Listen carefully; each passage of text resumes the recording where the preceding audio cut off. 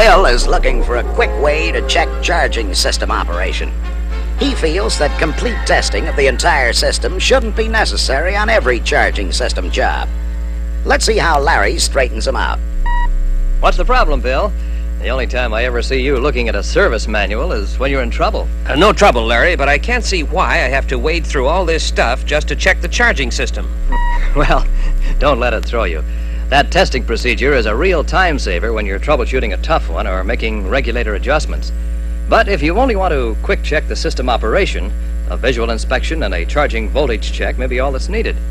For example, when you do a tune-up, check to make sure the battery and charging voltage are within specs. You see, low voltage can hold engine performance down, even after a tune-up. On the other hand, if the charging voltage is too high, distributor points and other electrical parts can be damaged. And the job will bounce. Okay, so how do you make an operational check? First, check the obvious, like alternator drive belt condition and tension. Glazed, worn, or loose belts will slip and reduce alternator output. In case of a low battery, don't forget the not so obvious, like a constant drain from a trunk light that doesn't shut off. Good tip, Tech. Now, if the battery appears to be in good condition, then check both battery cables and the body ground cable from the engine to the bulkhead. Also make sure the bulkhead connector is pushed in all the way, and that all charging system wiring and connections are in good condition. Next, connect a test voltmeter across the battery terminals and disconnect the ignition coil primary so the engine won't start. If battery voltage does not drop below 9.5 when you crank the engine, the battery charge is high enough to allow a charging voltage test. For a quick check of charging voltage, move the positive voltmeter lead to the ignition terminal of the regulator. Hook up the ignition coil primary lead and start the engine. Now, with the engine running near fast idle speed and the system operating at normal temperature, the charging voltage should be within specs. Okay, but what do you do if there's no charge or the voltage isn't right? Well, if there's no charge, you can make a few quick tests to narrow down the cause.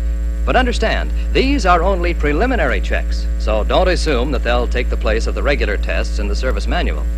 Now, the general makeup of the charging system is simple. There's a charging or alternator output circuit, a field or rotor supply circuit, an alternator, and a voltage regulator. Now remember, the charging circuit is normally hot at all times, so we should get a voltage indication at the alternator output terminal, even with the engine stopped. If the terminal voltage is lower than battery voltage, there's high resistance someplace. No voltage at all means an open charging circuit. If you've got battery voltage at the alternator, you then disconnect the field wire from its terminal at the alternator to take the regulator out of the field circuit. Connect a jumper wire between the field terminal and the output terminal to supply current to the alternator rotor. Be careful with that jumper. A short to ground may burn out the fusible link. And remember that normal field current is only about 2.5 amps. If you get a hot spark when you connect the jumper to the field terminal, the rotor circuit is probably shorted. Thank you, Tech. Now, with the field jumper in place, run the engine at moderate speed and check the voltmeter. A voltage increase indicates that there's alternator output, and the trouble is probably somewhere in the field circuit. No output indication points to alternator trouble. If the alternator seems to be okay, disconnect the field circuit wire from the ignition terminal of the voltage regulator. Then connect the output terminal end of the jumper directly to the field circuit wire. Again, run the engine and check the voltmeter.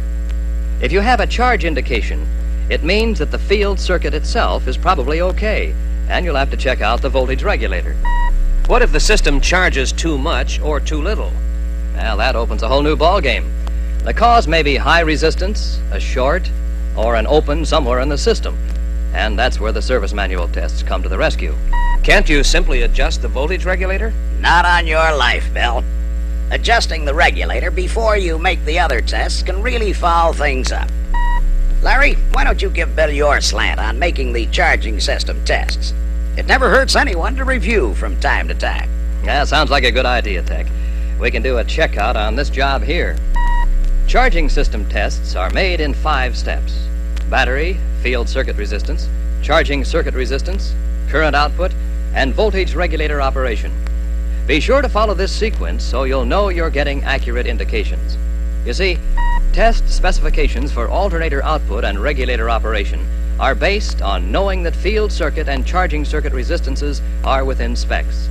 The regulator setting spec, in turn, is based on the output of the alternator and a fully charged battery. Now, beginning at the battery, there's always the possibility that lead oxide is formed under the cable connector clamps. This thin, dark oxide coating can build up enough resistance to upset regulator operation and may put the whole electrical system out of business. As a regular part of a tune-up or any electrical system test, always brighten up the battery posts and inner surfaces of the cable clamps with a wire brush, so you'll be sure there's no high resistance at these points. And while you're at it, check the terminals at the other ends of the cables for tightness and general condition. Don't forget the body ground cable connections at the engine and bulkhead. Be sure the cable terminals don't turn as they're tightened, or you may break the cable strands. After inspecting the cables, we begin the charging system tests by checking battery charge and capacity. If you find a partial charge, sulfation, or defective cells, you'll have to install a good, fully charged battery before you go any farther. How about simply clipping on a good battery with booster cables? That won't work unless you disconnect the low battery. Otherwise, the good battery will discharge into the low one and drop the voltage. Also, the regulator will keep the alternator output higher than we want for testing, as it tries to charge the low battery. If the battery is in good shape, we can go on to the field circuit.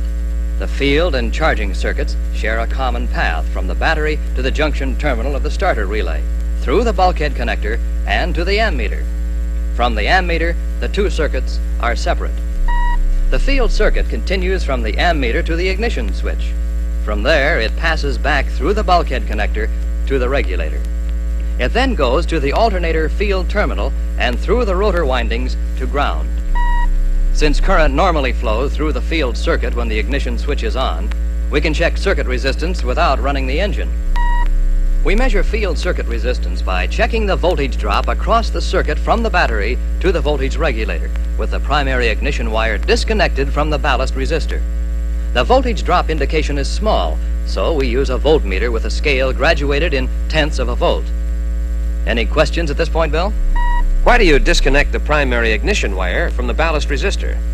When the wire is connected, the ignition primary and the field circuit both draw current when the distributor points are closed. This forms a parallel circuit and allows enough extra current flow to upset our resistance test. Here's why. Any extra current heats the field circuit and increases its resistance enough to produce misleading voltage drop indications. Now, for the actual field circuit resistance test, the positive lead of the voltmeter clips to the positive post of the battery, and the negative lead goes to the field terminal of the voltage regulator. This hookup doesn't test alternator rotor resistance. We'll check that later in the charging circuit test. The field circuit voltage drop should not exceed 55 hundredths of a volt. More than this indicates high resistance somewhere between the battery and the regulator field terminal. Make sure all lights and accessories are off so there isn't any extra current flow. To locate points of high resistance, touch the negative voltmeter lead to each connection in the field circuit. When you reach a point where the voltage drops sharply, the trouble is between that terminal and the last point tested. A voltage drop of 1 to 2/10 across the regulator is normal, so don't condemn the regulator for a 2/10 drop. To save time, you can check from the regulator to the bulkhead connector first, and then work backward from the battery to the starter relay.